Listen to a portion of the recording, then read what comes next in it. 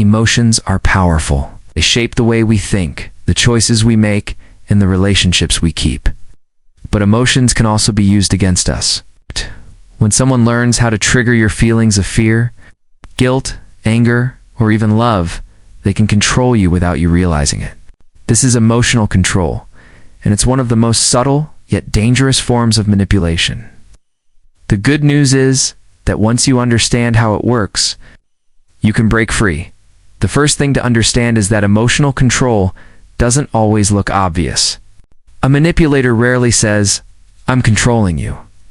Instead, they use tactics that make you feel like you're making your own choices, when in reality, they've planted the emotions that push you in their desired direction. They might guilt trip you, making you feel responsible for their happiness. They might use anger, intimidating you into silence. They might use love, showering you with attention when you obey, and withdrawing it when you resist. These emotional strings create invisible chains. One of the secrets to breaking free is learning how to recognize patterns. Emotional control always follows a cycle. For example, they provoke you, you react, and then they use your reaction to justify more control.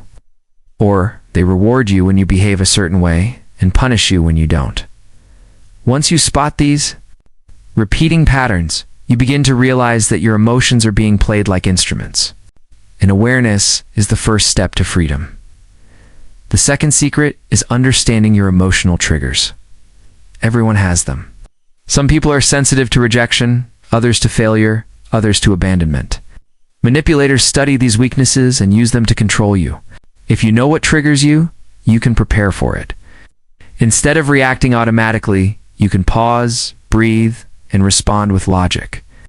For example, if someone tries to guilt trip you, instead of apologizing out of reflex, you can calmly ask yourself, "Am I really responsible for their feelings? Or are they trying to shift the blame onto me?" Another powerful way to break free is to practice emotional detachment. This doesn't mean shutting down your feelings, it means learning not to let someone else's emotions dictate your actions. Imagine a manipulator yelling at you to make you scared. Instead of reacting with fear, you can take a step back internally. Observe their behavior and remind yourself, their anger is about control, not about truth. Detachment gives you the space to choose your response instead of being dragged by their emotions. Building self-worth is another key. Manipulators often control you by making you doubt yourself. They may criticize you, compare you to others, or highlight your mistakes. Over time, you start relying on their approval to feel valuable. The secret here is to rebuild your confidence from the inside. The more secure you are in your worth, the less power anyone has to control you emotionally. When you know your value, their insults, guilt trips, or manipulation lose their sting. A crucial step in breaking free is learning to say no. Emotional control thrives on compliance. The more you give in, the stronger the control becomes. Saying no may feel uncomfortable at first because manipulators are experts at making resistance painful. They may react with anger, disappointment, or even threats. But every time you say no and stand firm, you break one of their chains. With practice, you become stronger and their control weakens. It's also important to separate love from control. Many manipulators disguise control as love.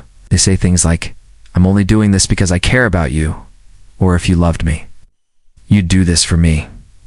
But true love doesn't control it, supports, respects, and empowers.